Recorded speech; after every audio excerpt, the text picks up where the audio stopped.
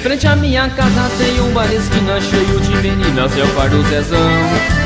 Tem cerveja gelada, modão sertanejo e a moda da casa é um velho espetão. E a minha vizinha é a Dona Maria, só fica na esquina de olho no bar.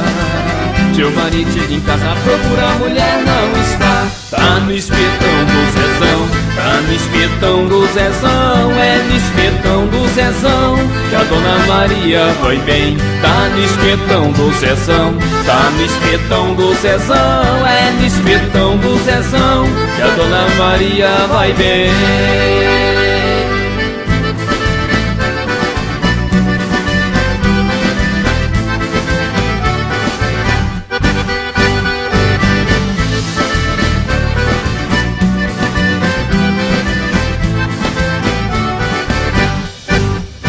Tudo de mesma coisa, seu marido chegando, tomando a mulher lá no bar. Pergunta pra ela que fome é essa que só se sacia naquele lugar. E a Dona Maria responde pra ele: que culpa que eu tenho de ser?